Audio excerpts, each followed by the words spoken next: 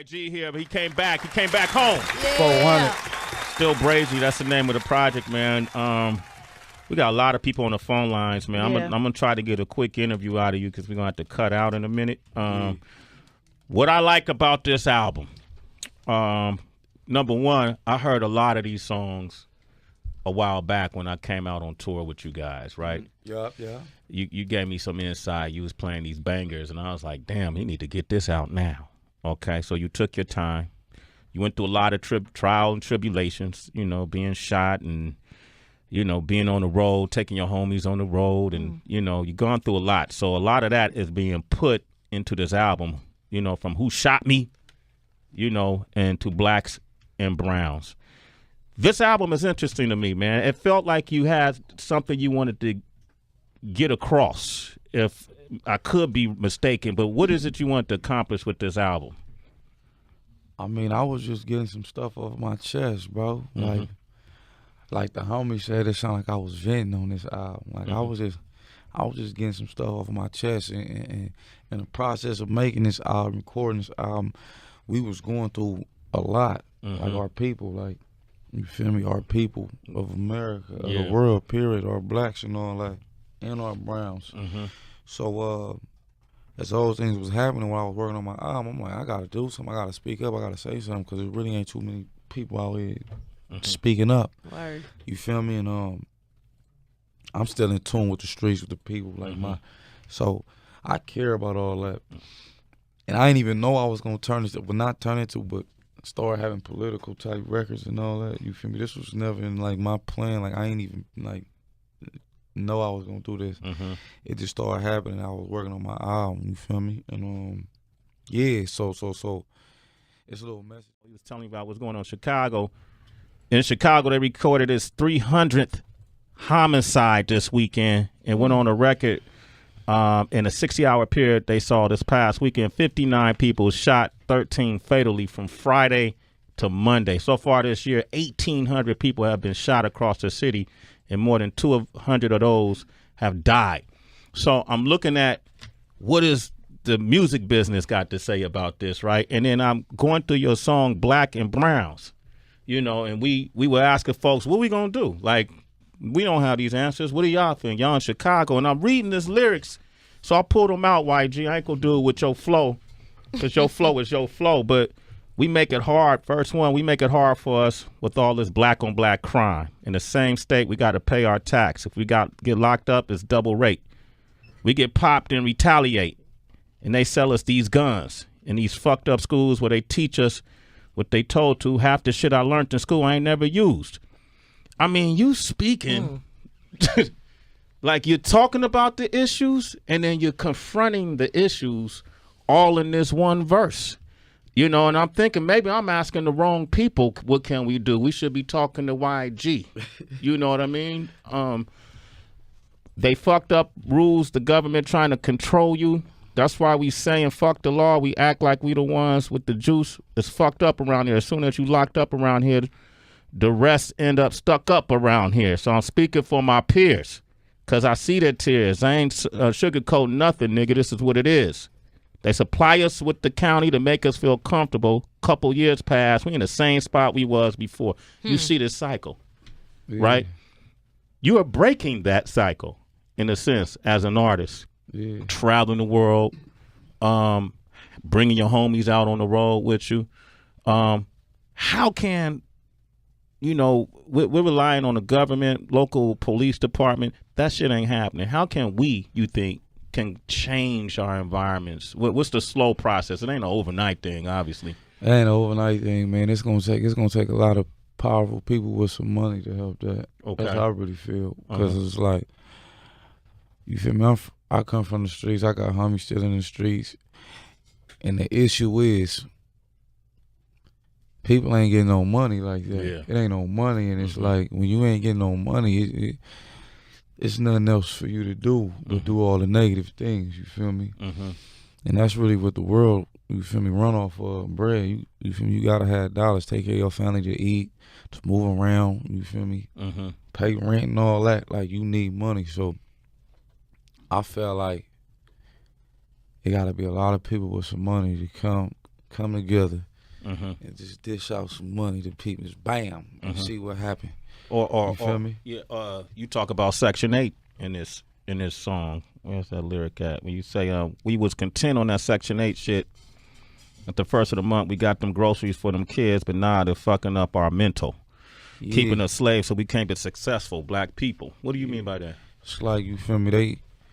Like our people was comfortable with the Section 8 and the food stamps, the little EBT card a month, and they content with that. So they don't never try to go and take their life no further because they, you feel me? They feel like that's solid. Yeah. And it's really not.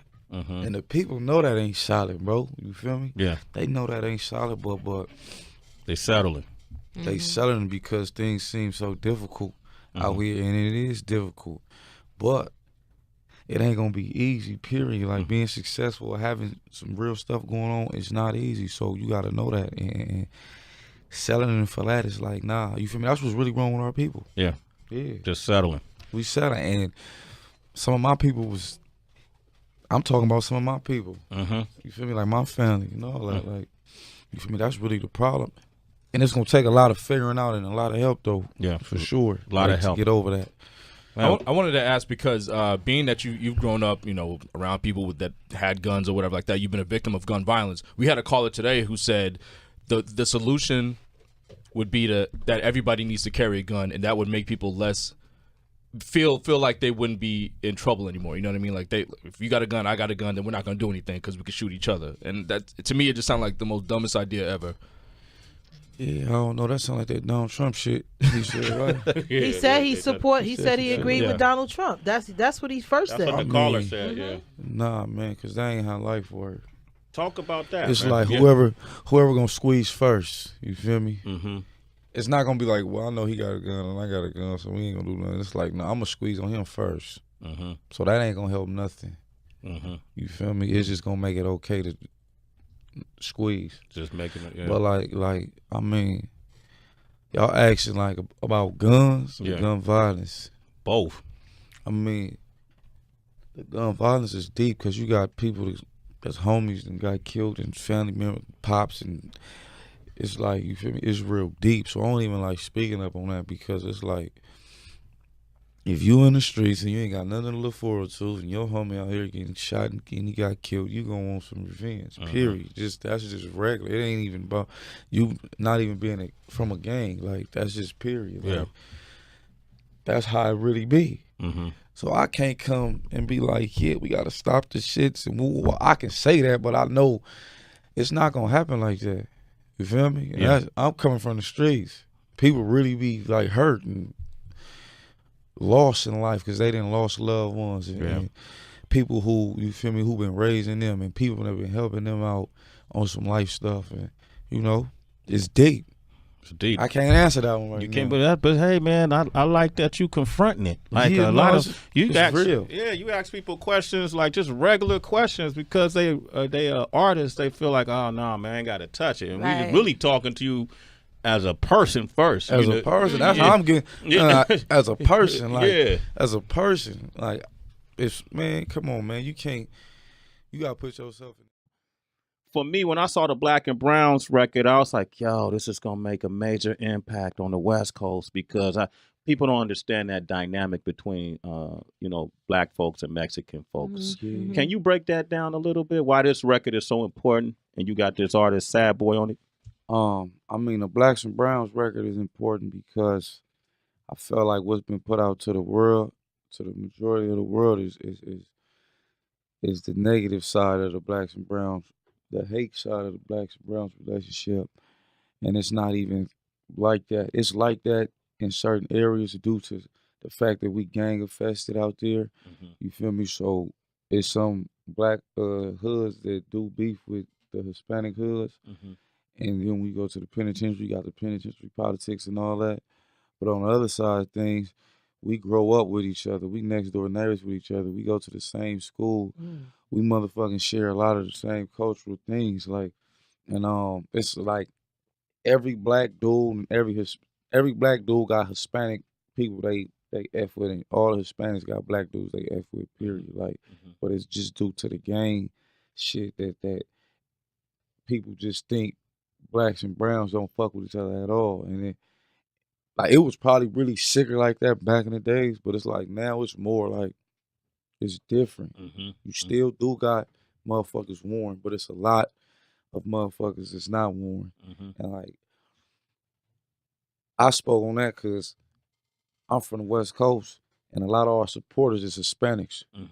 So I'm like, yeah, I'm about to bridge this gap. I'm about to let the people know what's happening. Like, I fuck with them a lot. We fuck with them, period. And they fuck with us. And we the minorities, and we go through the same thing. We deal with the same issues, you feel me? Real shit. And Sad Boy, y'all know each other just coming up, or? You know, he an upcoming artist, and the homie put me up on him, and then I'm like, yeah, I got to work with bro. Yeah. Period. So we called him up, called him to the studio and started doing it, man. Yeah. I appreciate you, number one, YG, because it ain't a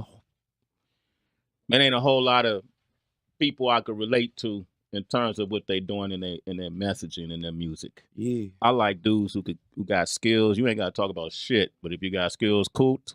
But I also like dudes who got skills and paint a great picture. Yeah. And I think you do both of them well. So, I appreciate been a fan of yours, homie. I appreciate you because you're talking about some real shit. Yeah, that's all I can do. This ain't no fairy tale. This ain't no make believe. I just, you feel me? This like the diary of my life. You feel me? We'll keep it going, man. And thank you for coming through. You guys pick up the project, man. You got a lot of people on the phone lines real quick, man. Just hit him up directly. Give out your social media. Just at YG on everything, man. And tell him you heard him on Sway in the Morning. We want to thank Blake Lively for coming by today. Yeah. Philippe and Ashlyn Gorse-Cousteau for coming by today. Yeah. Tomorrow's show, Tavis Smiley is going to come join us, and comedian Finesse Mitchell is going to be here. Tracy, how can they reach you? Yo, Twitter, Instagram, at it's Tracy G, ITS-ACYG, and also visit shesbeautyandthebeast.com. DB. It's really DB on Twitter and Instagram. Heather B. Hit us up at the Happy Hour WHB, Instagram and Twitter. Also, we had a great show all week. Hit us up at SiriusXM.com/on-demand. DJ Wonder. At DJ Wonder. At DJ Wonder everything. OQ. I am OQ on Instagram. Ladies, holla at the kid. That's what's up. You heard that. I'm at Real Sway on Instagram, Twitter. Facebook is Sway Calloway, and Snapchat is Sway Calloway, and live video is Sway Calloway. And look, that millionth follower on Sway's Universe, I'm going to fly you and a guest to New York City, put you in a hotel, give you some food money, and let you come be featured on Sway in the Morning. So, yeah, man, it's about to approach a million. So that's what's up. That's kind of big for the little things we do here, man. Support the real. There it is, man. I appreciate you. And until tomorrow, we have nothing. It's Sway in the Morning, only on Shade 45.